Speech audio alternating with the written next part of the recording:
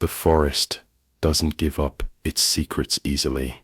In the dense primeval wilderness of Oregon's Rogue River Siskiyou National Forest, nature reclaims everything eventually. Trees grow over footpaths, moss consumes fallen logs, ferns unfurl to erase the traces of human presence, and sometimes, in the deepest, most remote corners, the forest swallows entire histories. June 3, 2021, a Thursday. Travis Milner, a 42-year-old off-duty firefighter from Medford, Oregon, stepped off the marked trail, pushing through a tangle of undergrowth. An experienced backcountry hiker, Milner had explored most of the established paths in the region and had recently taken to charting his own routes through less traveled terrain. This particular section of the forest felt almost untouched, forgotten, as if no human had passed through in decades. The sunlight filtered through the dense canopy overhead, creating dappled patterns on the forest floor. Travis paused to take a drink from his water bottle, wiping perspiration from his brow. That's when something caught his eye, an unnatural shape, partially obscured by a curtain of ivy and moss, about 30 yards ahead. At first, I thought it might be an old ranger station, Milner would later tell investigators, something official that had been abandoned, or maybe some loggers' equipment from back when they harvested this section. But as he drew closer, pushing aside the thick vegetation, the shape began to take form. Sharp angles, rusted metal, and a hint of faded yellow paint beneath decades of organic growth. A school bus, not just any school bus, but one that seemed to have been deliberately hidden, placed in a hollow where no road existed, in terrain too rugged for any vehicle to navigate. The side of the bus, barely visible beneath a shroud of moss and climbing vines, bore the faded number 57. Travis stood frozen, staring at the impossible sight. The forest had grown around and through the vehicle. Trees had matured on either side, their roots lifting and buckling the frame. This bus had been here for a very long time. I think I knew immediately that I'd found something I wasn't supposed to, Travis later recounted. The location made no sense. There was no way that bus drove there. Someone wanted it hidden. With some effort, Travis forced open the swollen door, which creaked in protest after years of disuse. A gust of stale air escaped, carrying with it the unmistakable scent of decay and abandonment. Inside, nature had begun its slow consumption, moss growing on the seats, ferns sprouting from cracks in the floor, and ivy tendrils snaking through broken windows. But it was what remained undisturbed that truly chilled Travis to the bone. Backpacks still strapped to seats, a moldy yearbook splayed open on the floor, a cassette player, its tapes spooled out like entrails, and in the back of the bus, partially concealed beneath collapsed ceiling panels and decayed clothing, what was unmistakably human remains. Not one body, many. Travis's hand shook as he reached for his satellite phone. Within hours, the quiet forest would be shattered by the sounds of law enforcement, forensics teams, and the hovering of news helicopters above the canopy. The discovery would reawaken a mystery that had haunted Oregon for over 2 decades, tearing open wounds that had never truly healed. The Forest Grove High School class of '99 had finally been found. May 1999, Forest Grove, Oregon. The halls of Forest Grove High School hummed with the electric anticipation that only comes at the end of senior year. Locker doors slammed for the final time. Yearbooks circulated, filling with heartfelt messages and promises to keep in touch forever. Teachers wore the weary smiles of those counting down to summer freedom, almost as eagerly as their students. For the graduating class of 1999, these were days of transition, caught between childhood and adulthood, between the familiar comfort of high school routine and the terrifying freedom of what came next. They'd lived their entire adolescence in the shadow of the new millennium, raised on stories of computer apocalypses and global paradigm shifts that awaited them after graduation. Among the sea of soon-to-be graduates, a group of 27 seniors stood out, not because they were extraordinary, but because they shared something intangible, a connection forged through 4 years of shared triumphs, humiliations, heartbreaks, and inside jokes that only made sense to them. Lacey Monroe walked the hallways with practiced grace, her posture perfect, even when she thought no one was watching. Class valedictorian, student council president, Harvard-bound in the fall. Her father, Mayor Thomas Monroe, had already drafted the speech he would give at her graduation, peppered with references to his brilliant daughter and her promising future. But those who truly knew Lacey saw beyond the polished facade. They saw the girl who sometimes locked herself in bathroom stalls during lunch, struggling to breathe through panic attacks. The girl who stayed up until 3 a.m. most nights, terrified of scoring anything less than perfect on her final exams. The girl who secretly feared that once she left Forest Grove, she would collapse under the weight of expectations. Sometimes I feel like I'm drowning, and everyone's just complimenting my swimming form, she confessed to her closest friend Emily Tran one night, her voice barely audible above the static of Emily's bedroom radio. Emily was Lacey's opposite in almost every way: quiet, introverted, perpetually dressed in oversized hoodies, adorned with band logos. She carried her sketchbook everywhere, filling its pages with haunting portraits of classmates and dreamlike forest scenes she claimed came to her while sleeping.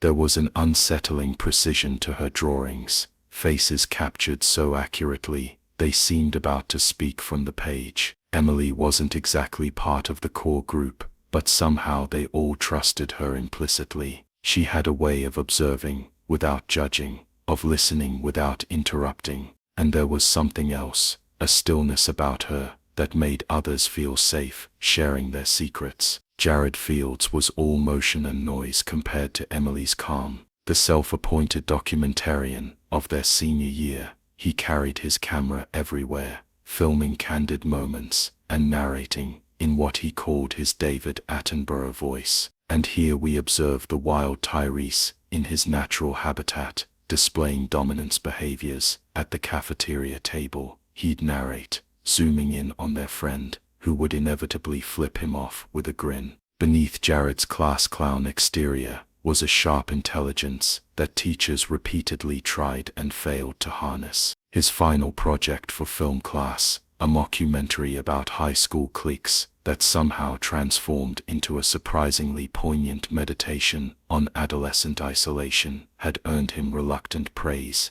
even from teachers who'd sent him to detention multiple times. Going to turn the camping trip into my magnum opus, he'd announced weeks before, my Blair Witchage but funnier, and with a better ending. Tyrese Hall moved through the school with the easy confidence of someone who had found his place in the world early. 6'4" and still growing, his imposing frame belied a gentle nature. Star quarterback with a full athletic scholarship to Oregon State University waiting for him in the fall. But recently, a shadow had fallen across Tyrese's usual optimism. Each congratulatory slap on the back, each year going to the NFL for sure, man, comment from well-meaning adults, seemed to add to a growing weight on his shoulders. What if this is it? He'd asked Jared late one night, sitting on the hood of Jared's car in the empty school parking lot after a game. What if high school is the best it ever gets for me? What if I peak at 18? The question hung in the air, neither of them knowing how to answer it. Rachel McClure, with her infectious laugh and ability to befriend anyone, served as the group's emotional center. Theater kid, debate team captain, the one who organized study groups that inevitably devolved into pizza parties. She was headed to NYU in the fall, the furthest any of them would travel from Oregon. We need one last adventure, Rachel had declared in April, slamming her lunch tray down with enough force to make her chocolate milk slosh dangerously. Something epic, something we'll remember when we're old and boring. And so the idea was born, a post-graduation camping trip, one final week together in the wilderness, before they scattered to different colleges, different cities, different lives. They chose a remote campsite in the Rogue River Siskiyou National Forest, far enough from civilization to feel like a true adventure, but established enough to appease concerned parents. 27 students signed up, plus Mr. Carl Muse, the popular AP history teacher, who had agreed to chaperone, along with Miss Janine Crawford, the school librarian, who had a wilderness first aid certification and a reassuring competence about her. Permission slips were signed, camping gear was purchased or borrowed, playlists were curated on mixtapes, a school bus was chartered. On June 5, 1999, they gathered in the school parking lot at 7 a.m. Bleary-eyed but buzzing with excitement, parents took photos, handed over last-minute supplies, and issued final warnings about bears and safety. The bus driver, Harold Griggs, was a last-minute replacement. The regular driver had called in sick the night before, and Griggs, a substitute who normally covered elementary school routes, had been called in. "You kids ready for an adventure?" he'd asked with a wink as they boarded, his weathered face creasing into a smile that didn't quite reach his eyes. At 7:32 a.m., the yellow bus pulled away from Forest Grove High School, students waving from windows as parents stood watching. Some filmed with bulky camcorders, capturing grainy footage of their children's departure. In one such video, recovered years later, Lacey Monroe can be seen in the last row, her face turned away from the camera, staring out at the forest that surrounded their small town. The forest had always loomed at the edge of Forest Grove like a scar, dense, dark, and unnervingly silent. Generations of high schoolers swapped ghost stories about its heart, but no one ever expected the forest to answer back. In the early summer of 1999, it did. The class of '99, 27 students on the cusp of graduation, boarded a yellow school bus for their senior wilderness retreat. It was meant to be a 3-day camping trip before the formality of caps and gowns. The school counselor, Mr. Harland, and gym coach, Miss Breckenridge, were in charge. The bus left Forest Grove High on June 10, 1999. It never returned. Search teams combed the woods for 2 weeks. Dogs lost the scent half a mile past Bear Creek. Helicopters scanned with infrared and returned with nothing but heat signatures of deer. The bus was eventually found abandoned on a logging trail 5 miles off the main highway, deep into an area marked off-limits since the late 1970s. No students, no teachers, no blood, no struggle, just a bus with a cracked windshield, its emergency exit flung wide, and backpacks strewn like the aftermath of a silent evacuation. The ignition key was missing. The food bins were full, and etched into the metal seatbacks in childlike scrawl was a strange symbol, a circle with an eye inside it, surrounded by 7 radiating lines. FBI involvement was swift but fruitless. Psychics were called, satellite data was poured over. Nothing came. Over time, national media lost interest. Conspiracy forums never did. The case went cold. Time passed. Forest Grove buried its grief. June 10, 2021. Exactly 22 years later, a man walked into the Benn County Sheriff's Office at 6:46 a.m., thin, pale, sunken eyes. His skin looked oddly waxy, like he hadn't seen sunlight in years. He wore clothing decades out of style, acid-washed jeans, a frayed Nirvana t-shirt. His speech was fragmented, words spat in hurried bursts. "I'm Jared Fields," he said, "from the class of '99. He handed over a cracked driver's license issued in 1998. The name matched, so did the photo, aged only slightly. The sheriff, Miriam Gale, stared at him for a long moment before signaling for backup. "Where have you been?" she asked. Jared's eyes flicked to the corners of the room. "Not where," he said. "When?" He was placed under observation.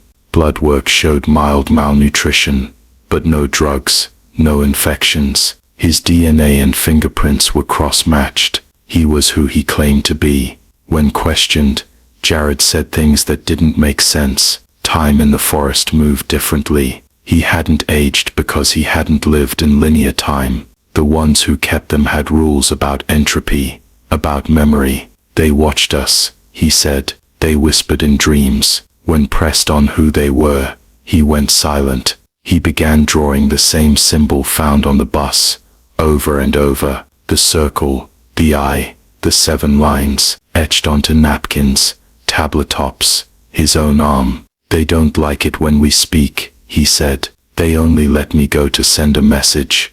"What message?" Jared's eyes were wide and glassy.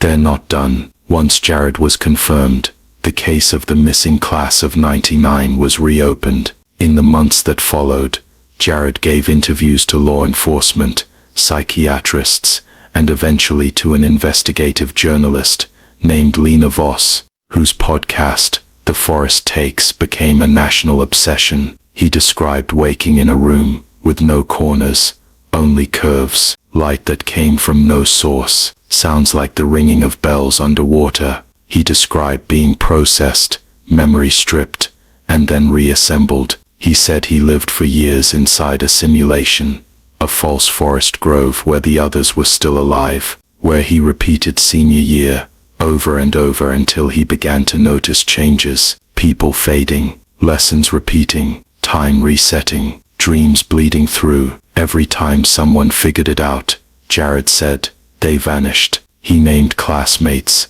Evan Lively, Casey Tran, Zoe Millis. They disappeared from the dream version first, then from his memory, then from everything. They unmade them, he said, like deleting a file, but deeper. When asked what finally broke the loop, Jared's voice trembled. "They let me go, because I remembered something I wasn't supposed to." No versters worked up. No versters worked up. A team was sent back into the forest. New technology, drones, sonar mapping. They found the bus again, now a rusted skeleton overtaken by roots. No new clues, except for one. Carved into the bark of a tree nearby was the same symbol Jared drew. The eye in the circle with 7 lines. Experts in ancient symbolism were consulted. Some linked it to Mesopotamian myth, an entity known as Ishkaruen, a watcher beyond the veil. Others dismissed it as a psychological projection. But things escalated. One of the field agents, a young woman named Talia Monroe, went missing for 3 days during the expedition. When she returned, she had no memory of vanishing. She spoke in a flat tone, repeating the phrase, "We are chosen, we are remembered." She began drawing the symbol in chalk on walls, on mirrors, on her skin. Talia was committed for psychiatric observation. She later took her own life with no warning. Her final journal entry, "They are building a second grove. This time we won't remember." Jared's story changed in subtle but profound ways. In one version, he claimed Zoe Millis escaped with him. In another, she had never existed. He referred to the counselors by names that didn't match any staff, claimed the bus wasn't found where it had actually been discovered. A neuropsychological analysis suggested memory fragmentation from extreme trauma. But Lena Voss proposed another theory in her 7th podcast episode. What if the changes aren't mistakes? What if he's not lying, but something is rewriting him as he speaks? Voice analysts noted odd shifts in Jared's cadence, almost like pauses synced with a second internal dialogue. Patterns suggested interruptions, moments of something else speaking through him. One chilling incident occurred during a live recording. Jared froze mid-sentence. Then in a calm, unfamiliar tone, he said, "There is no Jared Fields. This vessel has expired." He collapsed moments later. Medics found no cause. He was revived, but had no memory of the event. 3 months later, Jared returned to Forest Grove, alone. He visited the high school, now half condemned. He wandered the halls, touching lockers as if expecting them to open. Security footage caught him entering the old auditorium. He stood at the center stage